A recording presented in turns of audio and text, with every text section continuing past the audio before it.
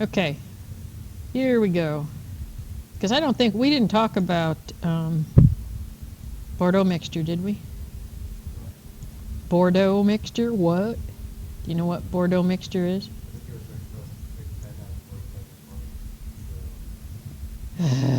Okay, well, we'll just go down here. All right. So we started out with the turfgrass insects, and we just did an introduction out of our own textbook. And this is one that I should have done right after that, just on pests in general. So it's outside just the world of turf insects, but it covers a lot of different things. So we're going to look at different pests, pest control measures, the statistics involved with pesticide applications for all crops, history of plant protection problems. The first fungicide was Bordeaux mixture, and then we'll look a little bit at why plants have pests, and then we've got some questions that we can think about to stimulate conversation. I know you all are really excited here today. So. Okay, so when we look at pests, it's not just insects, it's diseases, and the second half of this quarter we'll go through the fungi, bacteria, and viruses. But pests also include rodents. So we have vertebrates, birds, weeds. Weather can be a pest, a biological kind of pest. Okay, but it can cause damage. All these things can cause damage to desirable crops, whether it's turf or not. So one of the things that we have to look at is that plants have pretty much evolved more quickly due to our plant breeding activities, because we want to make plants do what we want them to do, right? Not what they were natively supposed to do. So for the other crops, we may be improving them for a higher yield for food. For us, we may be installing more of a wear tolerance with a genetic marker or something like that, or just with standard breeding. Maybe we're going to put in some disease resistance from another plant. If we cross two plants, we can get genetic resistance. Maybe we want that plant to just be ornamental. Maybe we want it to be for some type of restoration on an area that's been disturbed. So the plant has to be, what's the word I want? The plant has to be more adapted to disturbed areas, so to a gravelly type soil, to lower water conditions. And there's a lot of different examples that we could look at. Okay, but because we are changing these plants so fast, faster than nature can evolve, that means we've got some plant protection problems coming, because the natural predators and other things haven't come with it. So we're doing it out of scope. So what do you think would happen if we stopped using all pesticides right now? We'd be dead? I don't think we'd die immediately. Okay, there's one opinion that we'd be dead. Anybody? Sure. Okay. Okay. That could take a little bit of time. But you're right. We could have, just like what did anybody see on TV where they had that organic baby powder that one of the stars was producing, and they found microorganisms in the powder and they had to recall it all because of infections and stuff, or possibility of infections. Anyway, if we stopped using pesticides, we wouldn't have clean seed, we wouldn't have a lot of things. A lot lower yields because we couldn't control weeds as easily, or insects. Okay, we don't depend on pesticides for everything, but you know, things would be a lot more expensive. Okay, if we look by the numbers, these are approximate numbers. There's over 80,000 species of insects, and obviously that's not all on turf. I'm covering everything. In North America, and about 10,000 of those are detrimental to agriculture. Okay, if we look at strictly crop yields, there's about 60 that reduce our crop yields by about a total of 13%. Okay, so it really narrows down very quickly, doesn't it, as to what actually causes problems to our agricultural society. but we can spend over $10 billion to control them.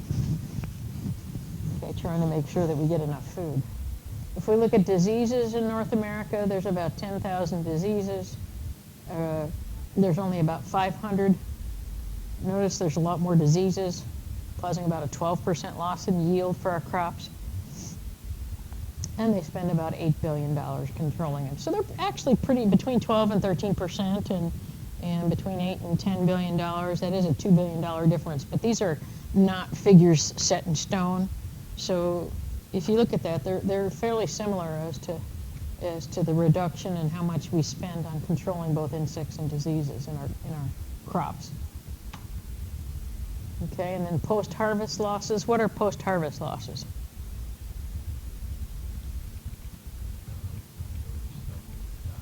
Right, or let's say I'm moving apples and they get all bruised. What happens to them after they're harvested? How can I lose it between picking and getting to where it needs to be?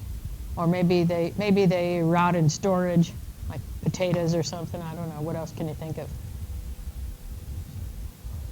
Setting them on fire. By accident. Oh, okay. Dropping off the cliff. Oh, dropping on. Well, I suppose, yeah. Car wreck. Okay. Outdoor flying. Okay. So I want to look at this. We can see. I'll move this up a little bit. Notice that these are top users of fungicide by crop, and this data is from 2002. So we're almost 15 years old here. But if you look at it, I don't think the order's going to shift dramatically. But probably our number one user of fungicides are the grapes, and then tomatoes, apples, potatoes, citrus, peaches, sugar beets, peanuts, rice, and cherries.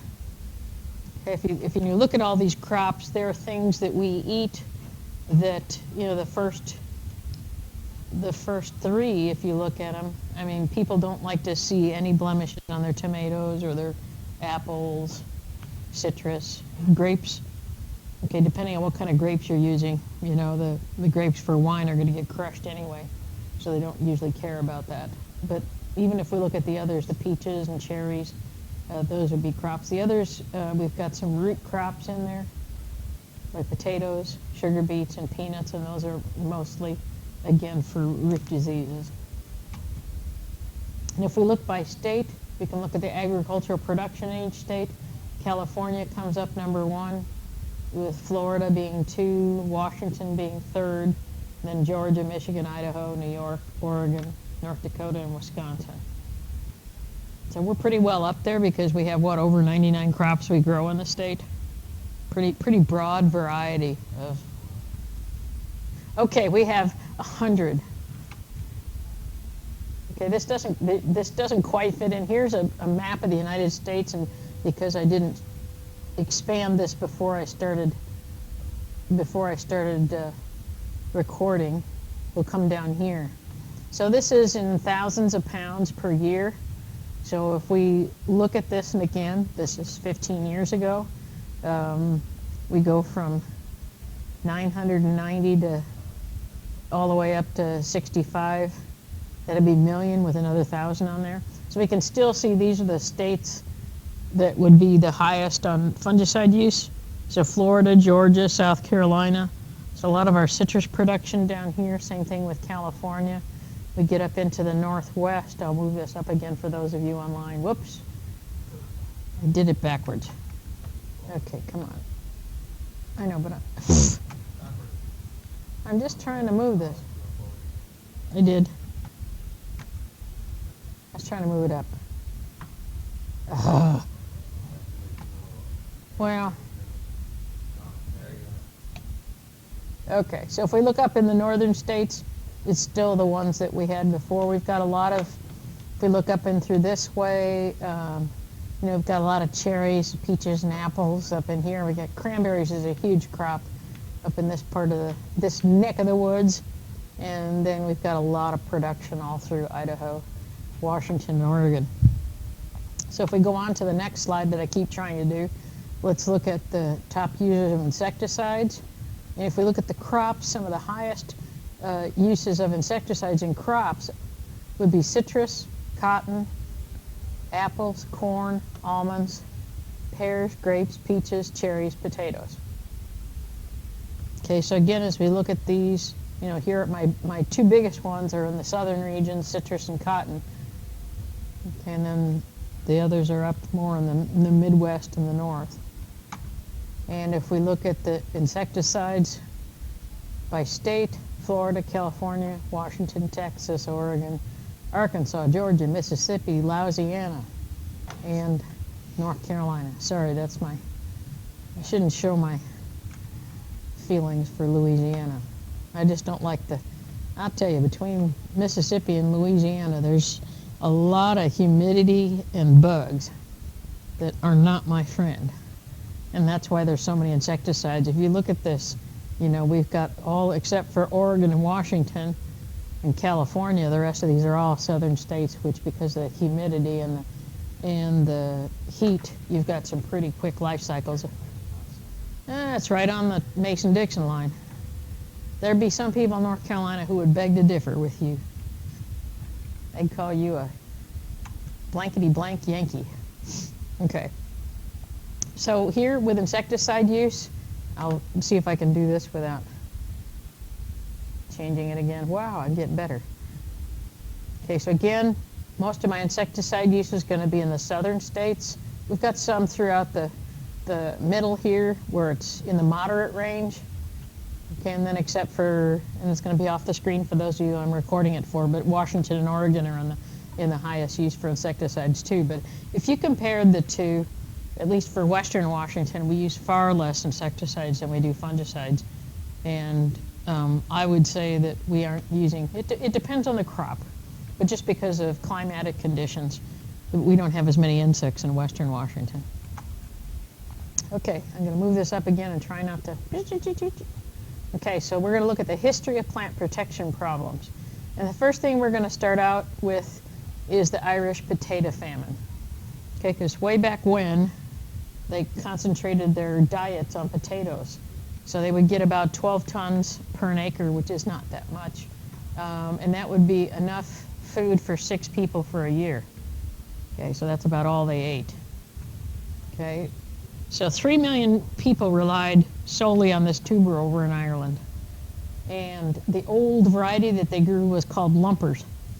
And I'm not sure if it's still around. But it matured in September and October. Okay, so they didn't pick it until later in the year. So July and August, right before harvest came, it got some pretty slim pickings.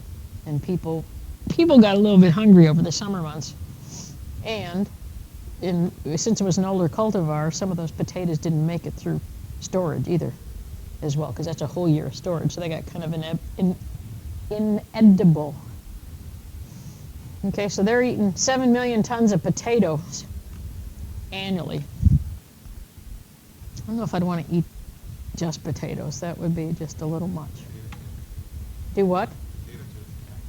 Well, baked potatoes, mashed potatoes, scallop potatoes.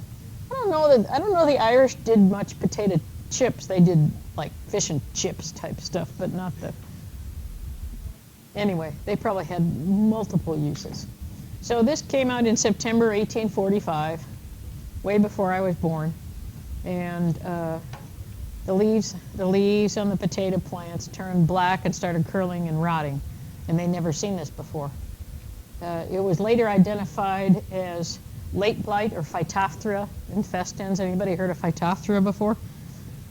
Very common disease. It's a soil-borne disease.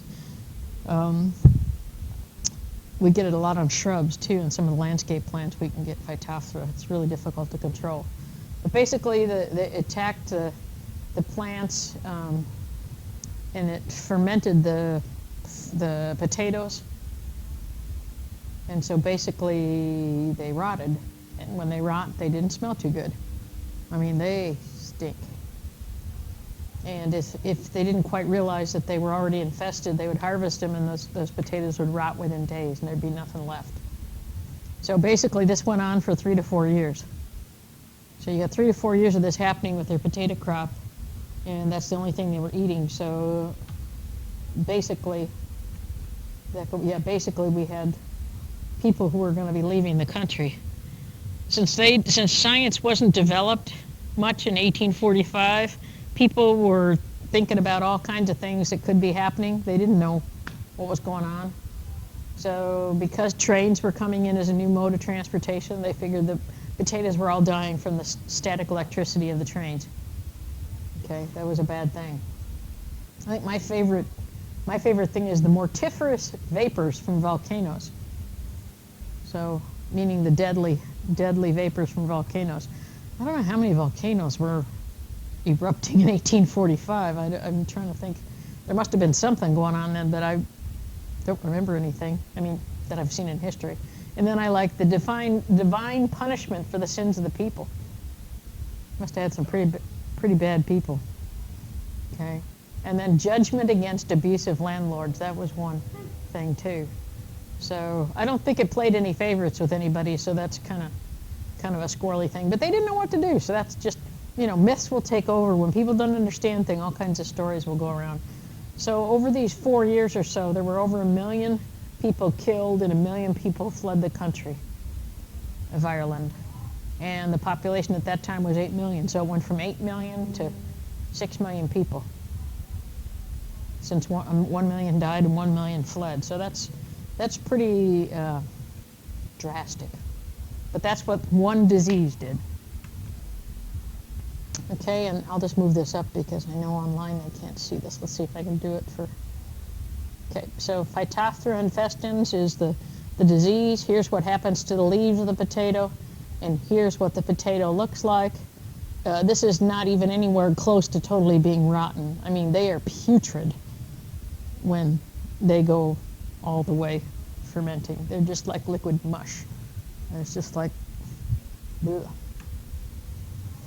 Okay, so if we look at some of the other things that happened in the United States primarily, in the mid-60s, we had a bunch of currant worms in Ohio causing problems with their apple production.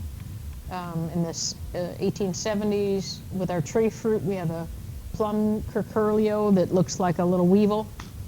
In the 1868s to the late 60s, the codling moth came in, which is one of our primary problems we've had with apples. In 69, the Colorado potato beetle came in. Obviously first found in Colorado, but spread very rapidly through the potato crop. And then in the 70s, 1870s, make sure I say that, we had cankerworms, aphids, apple maggots, squash vine borer, rose chafer, grape phylloxera was the first time they noticed that in grapes. And then in 1893, the San Jose scale, which San Jose coming from California, it had moved all the way from California to Ohio, causing problems on crops. So you can see these things all didn't just pop up at once. Basically, people started looking is what happened, and the populations became to the level where it was actually diminishing the crops. That's why they noticed them. But they've always been there. And for some reason in that year, whether it was weather or something else, in the years when they became worse, the insects started taking over and damaging the crops. Okay, so these got so bad through the late 60s and the early 1800s or early 1880s that there were a lot of orchards and vineyards where people just walked away because they had no idea what to do. They had no control. They couldn't make their crop be profitable for them. They couldn't figure out how to control them, so they just left. So the main diseases that they couldn't control were apple scab, bitter rot, and mildew, which we control all the time now. Okay, so the very first fungicide that was accidentally discovered was Bordeaux mixture on the grapes over in the Bordeaux region of France. And that's how fungicides first began. And it wasn't even planned to be used as a fungicide. So the French farmers in the Modoc region tried to deter the school kids. They say school boys, but I don't want the boys to take the blame because I'm sure there were girls doing it too. So the kids were stealing grapes along the road, and it was decreasing their production. So they made up a mixture of sulfur and copper and water and sprayed. They made it so that it looked poisonous, so it was white. Okay. And they only sprayed the roadsides because that's the only place they were having problems with kids eating the grapes. Because, you're going to grab what you can on the way to school, right? Eating stuff. And then they noticed when they sprayed it that they didn't have powdery mildew. It was all gone. The plants were fine. And they got better production. So, I forgot to say copper sulfate.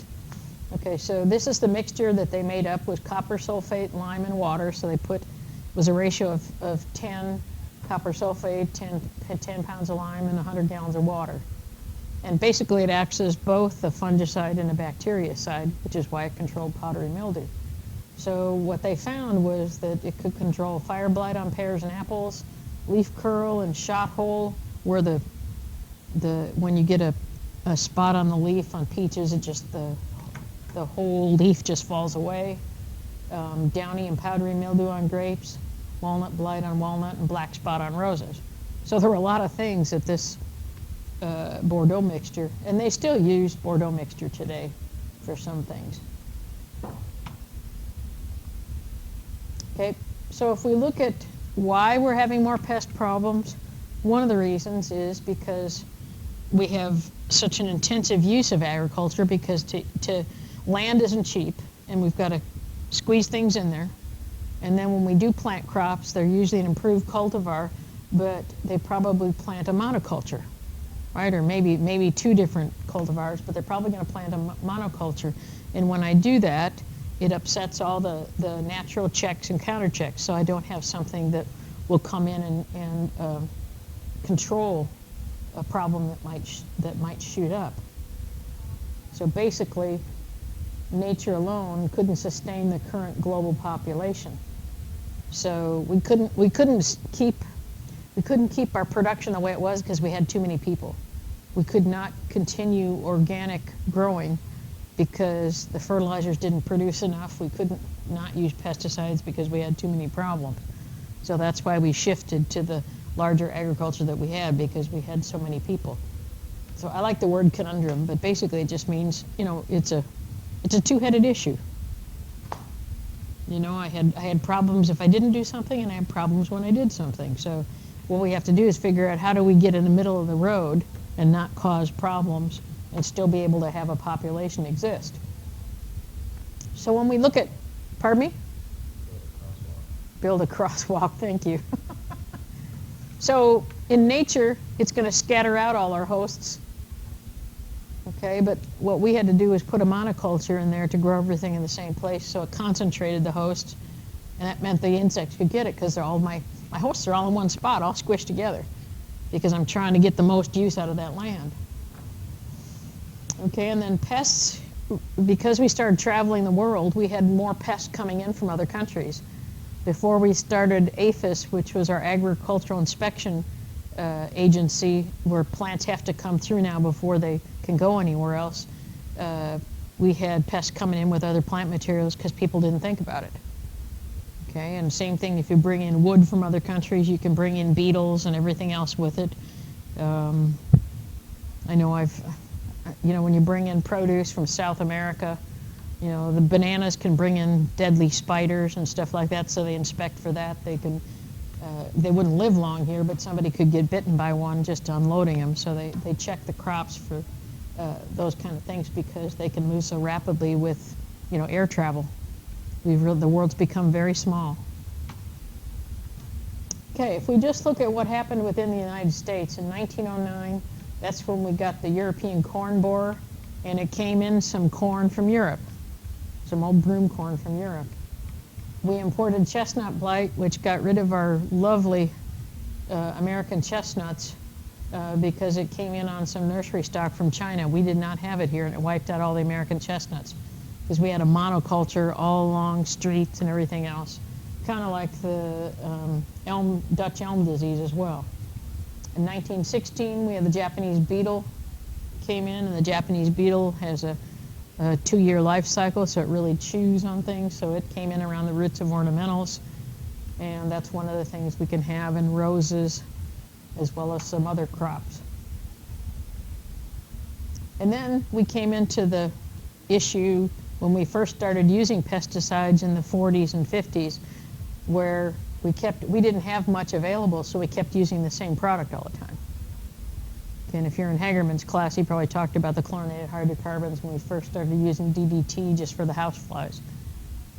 Okay, and then the flies became resistant to it because they had such a quick life cycle, and we were only using one product in those multiple generations. After they moved so quickly, it became quickly resistant to it. And then we can also get new races of the diseases that'll occur naturally and just be resistant if you're using a fungicide. So one of the examples here is that they're using an older cultivar called Ceres wheat, and it was resistant to rust for 10 years. Okay, then a new stem rust race came in, race 56 and 35, and just wiped it all out. So over a period of time, the disease can adapt to the fungicide, so they had to come up with another mode of action of a product that could control rust. Okay, so what we're seeing is the solution to one problem can create a problem in another area. So we have to look at the big picture, and so often we don't. We look at one, we're like this. Okay, I'm taking care of that, and I'm not looking at what's happening over here. It could be hurting somebody else more than the solution. So a couple examples we can look at here is blue stem wheat was resistant to scab, loose smut, and leaf rust, but it was susceptible to stem rust and stinking smut. I love stinking smut. Okay, so they began planting marquee wheat, which was stem rust resistant, and then scab became a problem because it wasn't resistant to scab. So if you've got it, you're going to have to either control for that or find something that's resistant to everything. So then they began planting durum wheat, and then root rot and ergot became a problem. Okay, so we can keep going on and on and on like that. So you have to look at your situation, what you're dealing with, and select a cultivar accordingly. Okay, what about nutritional disorders? Those could cause problems as well too. Okay, we can have some beneficial wildlife or natural predators being reduced as well, so they're not there. Consumers are pretty quality conscious. Okay, they'll only take the best grade of fruit. They don't want to see anything with a bruise on it. But only the best grades are going to get good prices. The culls, or the things that are weeded out, so to speak, are discarded or sold at a very low price, and nobody wants to be a farmer when they've got to lose most of their crop to a low price. So these growers are going to be very quality conscious because it's their livelihood. Oh, didn't go anywhere. So here's some apples that have been culled out. They're going to go for juice production. And I see a couple bruises in here. Maybe some of you are better at looking at apples than I am, but I'd probably eat every one of those. You wouldn't? Why? Oh, you don't like apples? You don't like red, delicious apples? They don't look that bad to me, but they're ones that if you've got a trained eye, they would be culled out and gone for juice. Okay, so that person wouldn't get as much money for them. That was my only point with that. Okay, so how do we face a plant protection problem? We're going to have to use cultural practices to keep the crop healthy. We talk about that in turf all the time. The first defense is a healthy grass plant. We need to know what pests to expect, what could be coming at that time of year, and that's what we're going to actually start in tomorrow with, is some of the pests. You need to know the life cycle of the pest, so that you could say, oh, well, maybe I should control it at this time, or know at least what to do with it, and then know the materials and methods for combating them. What can I use? What can't I use? So this is just the whole theory of integrated pest management. That's all that is. Okay, repetition. Okay, let's do some questions for thought here. Okay, what would you think about, why am I saying that agriculture is not natural? Why would I say that?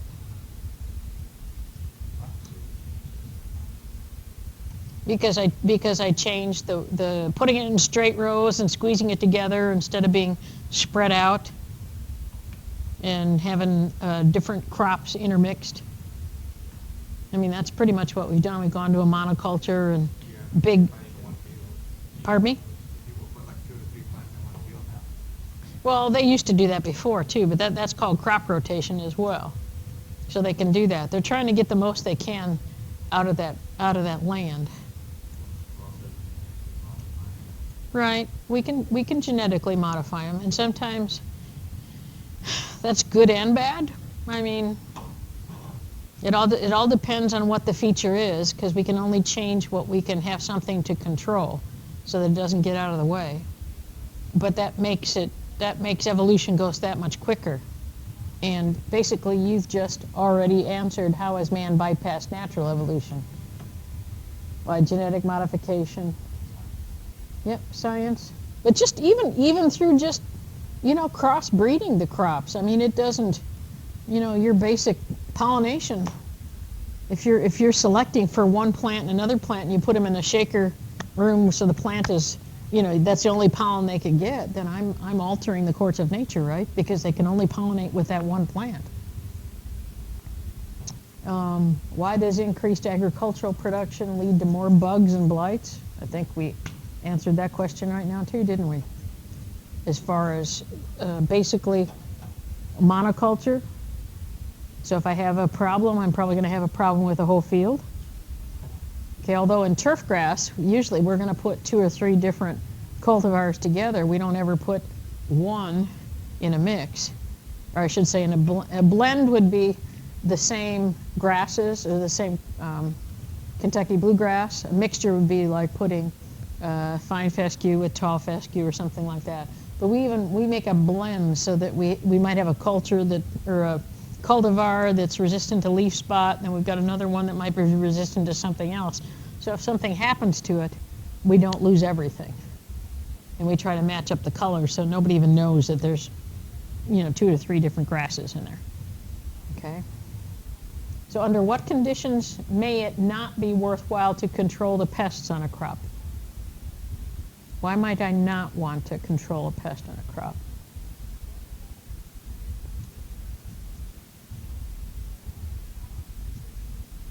Right? Well, it could be a pest, but not as bad a pest as the one that it's controlling. Yes, I can see where it could be beneficial to one. One might be that that the damage has already been done, and I'm too late. Okay, all it's going to do is add more expense to what I've already, I've missed the boat. Okay, all the damage is done. The other thing is maybe I just realized it was there, but maybe I need to harvest next week, or I need to harvest the next day, and I've got a 24-hour or even a 48-hour reentry. I'm not going to spray, am I? I'm going to waste the money. I'm going to get what I can out of my crop.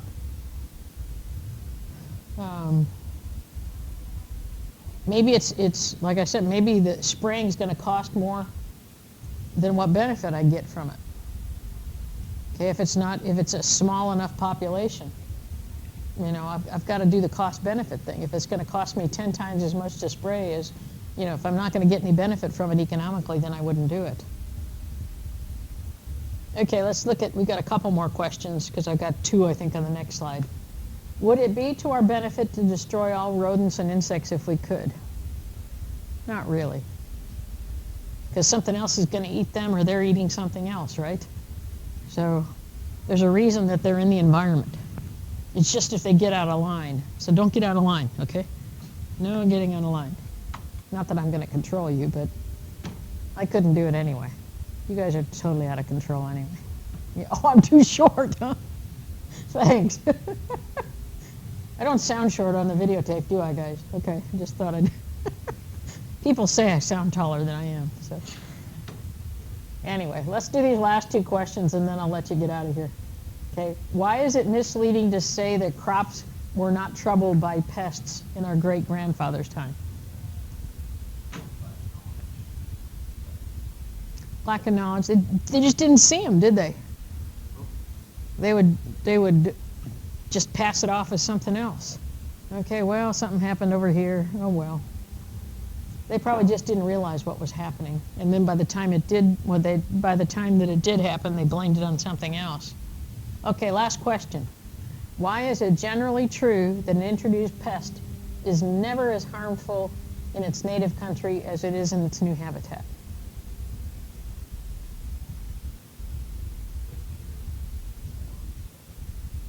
Say it again. Maybe the native pest is like eats the introduced pest, so we can't spread this. So basically, in the native country, it's got predators, and if we didn't bring the predator with it, we don't have that predator here, then it would be more harmful here, which is what's happened to a lot of our invasive species, okay, that we bring in. They've brought one thing in, like say, okay, kudzu's a good plant to bring in, and it just took over the whole southeast. Well, there's an insect that eats on it back where it's from. Okay, so it doesn't get out of control. Didn't bring that with us. Okay, so that's what has to be looked at, and that's why APHIS is involved in all this, is they look at the balance between it.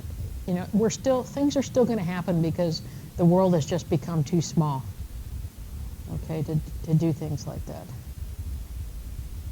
Okay, I think that's the last slide. It is.